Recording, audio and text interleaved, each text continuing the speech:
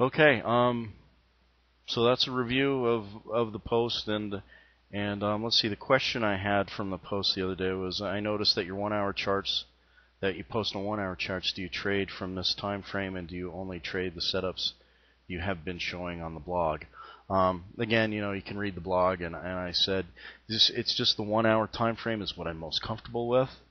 Once I'm in a trade, usually I get into trades off the 1 hour. I'll admit that. Most of the time, I do not look at any other charts. I'll get in the trade based on the 1 hour chart because that's the price action I'm watching, and I'm always watching the 1 hour charts. But for confirmation on maybe when to get out is I'll look at the smaller compressions like the 5 and the 15 minute to see if it's on a downtrend and maybe I should go ahead and take my profit.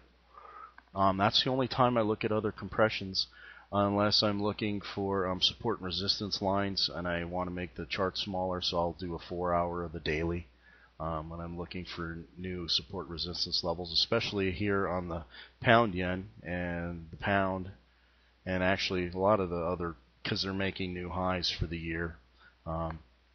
So I have to go back and look at prior support and resistance levels.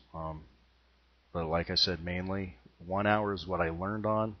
I learned on a service that is doing very much what I do. But he did his live. He went to a live chat room and went over charts. He went over the 8 major pairs every night and did support resistance levels, trend lines, and stuff like that.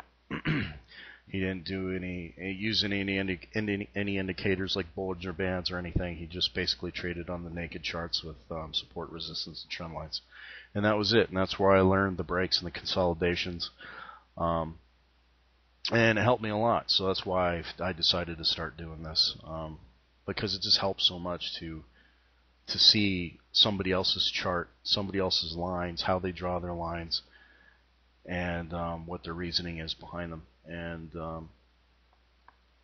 so that's why I started doing this, the video format anyway. So I'm hoping it's helping. But like I said, the 1 hour is just what I'm most comfortable with, and comfort level is the most important thing you need to have. Comfort gives you confidence. Being comfortable means that you're going to be confident in what you do.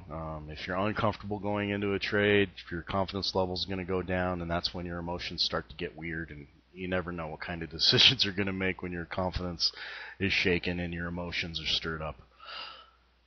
As far as the setups that I post on the blog, and is that what I mostly trade? Well, mostly that I've been posting on the blog are the wedges, the squeezes that are that shape up into a resistance line. Not that this is much of a wedge. I like to see the candles, or the wicks at least, coming down and hitting the resistance, or coming up and hitting the resistance, or the same going down, pounding down on the support lines, or the consolidation breaks. I post those because I know a lot of newbies come through and are watching the videos, and they tend to go ahead and make trades off of what other experienced traders recommend. And then I also know that newbies tend to over leverage because they're playing with, they start the mini accounts with $300-400, and then they go ahead and buy 2 minis for $200, and and that's really high leverage.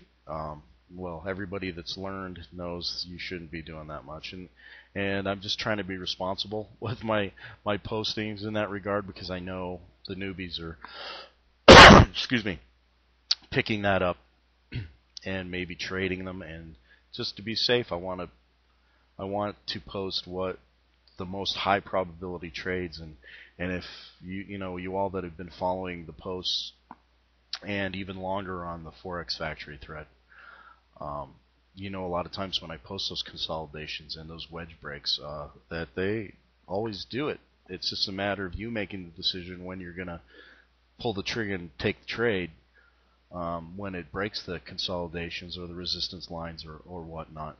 And that's why I just keep doing this, so you can follow the price action and you can start to see it for yourself, what you're comfortable with.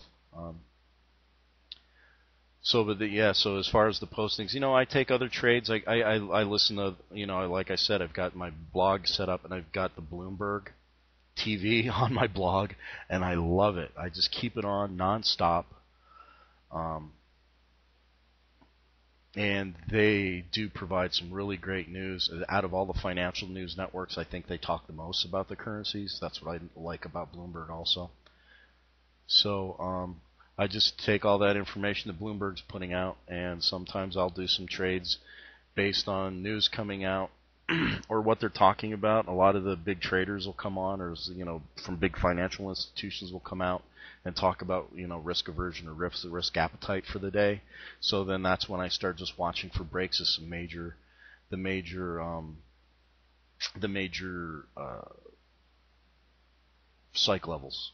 So sometimes I'll based on what they're talking about in the news and what it looks like sentiment's going to be for the day. I'll watch for if it hasn't made too much of a move already, like it did here. It was just ranging around, and if I can catch a break of a major psych level like this and take it for a ride, I will. So that's how I trade, basically. So anyway, I need to cut this short, and I will say goodbye because I need to split this up because YouTube only allows 10-minute videos, so I'm going to have to split this up into two. So anyway, I will see you all later on the Forex Factory thread and here on the blog, and I will talk to you later. Take care.